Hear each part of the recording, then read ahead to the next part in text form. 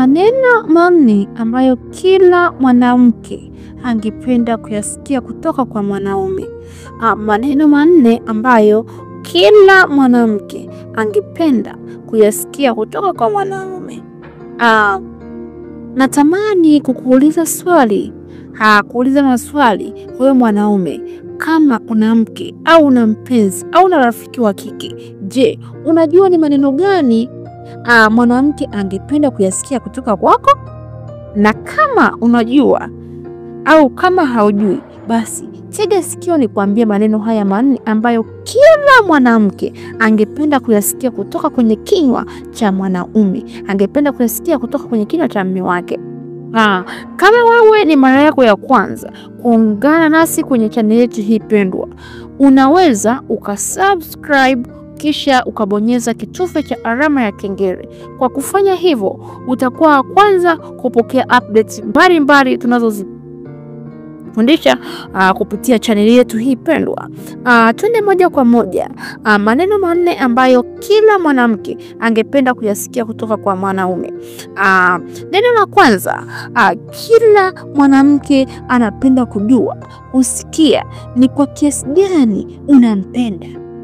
Mwambie, usifanye tu kwa vitendo. Anatamani kusikia kutoka kwenye kinywa chako unampenda, na si tu kumpenda, unampenda kwa kiasi gani. Wanawake bana, tunaridhishwa na kitu kidogo tu. Kwa hiyo kila mwanamke anatamani kusikia neno kutoka kwa mume wake, kutoka kwenye kinywa cha mume wake, kwamba ni kwa kiasi gani unampenda.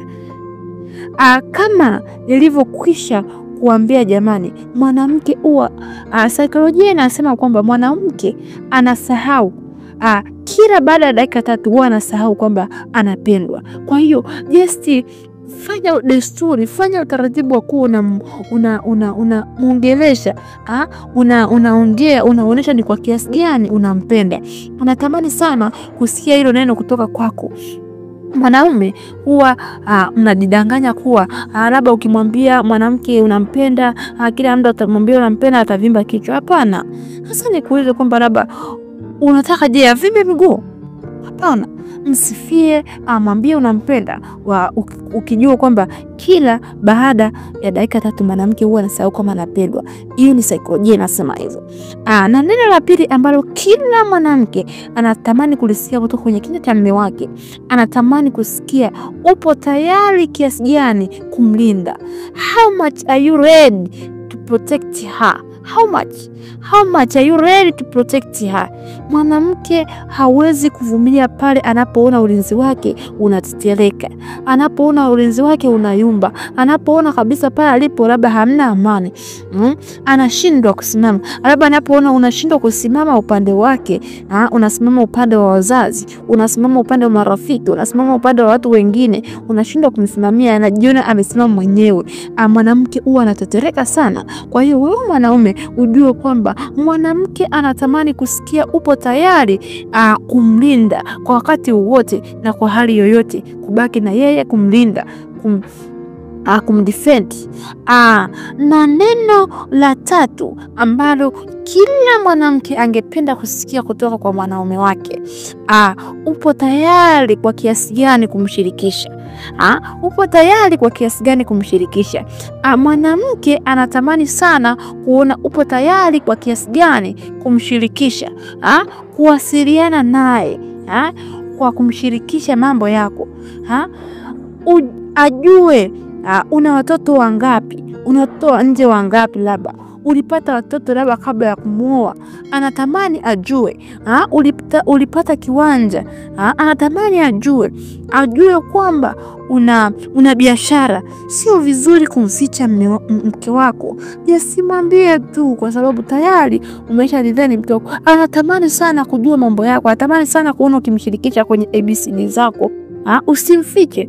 Mwanamke anapogundua kuwa kuna vitu haviko sawa, hayuko involved navyo kwenye maisha yake, akakonfirm kabisa, anajua unampotezea kwanza uaminifu, anapoteza kila kitu. Kwa hiyo hakikisha unamshirikisha kwenye kila jambo. Anajua anayejivunia ndo kila kitu kwako, anajivunia kwamba wewe ni kila kitu kwako, wewe mshirikishe kwenye kila jambo ambalo wewe unalifanya. Mwambie, anatamani kusikia kabisa kwamba upo tayari. Je, upo tayari kwa kiasi gani kumshirikisha kwenye mambo yako? Kwa hiyo kama una biashara, una plani, mshirikishe. Ndio furaha ya mwanamke, kama haujui wewe mwanaume. Na neno la 4 ambalo kila mwanamke angependa kulisikiliza kutoka kwenye kinywa cha mume wake, ni kwa kiasi gani unamruhusu akutegemee. Kwa sababu kuna wanaume wanathubutu kuambia wake zao kuwa wasiwategemee kwa chochote, na huo ni ukweli kabisa. Tukiangalia jamii sasa hivi unakuta mwanamke yeye ndo kila kitu, ndo anapambana, yupo mwenyewe.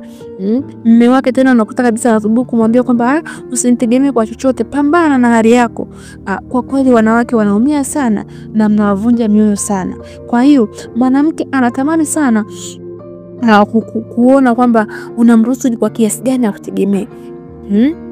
Anapambana, asipambane mwenyewe. Mwisho wa siku unakuta labda unashindwa kujua, ingawa labda mume na mke unashindwa kujua ni nani mke ni nani mume, kwa sababu wote wanapambana. Mwanamke labda unakuta tena mwanamke anapambana zaidi kuliko hata mwanaume.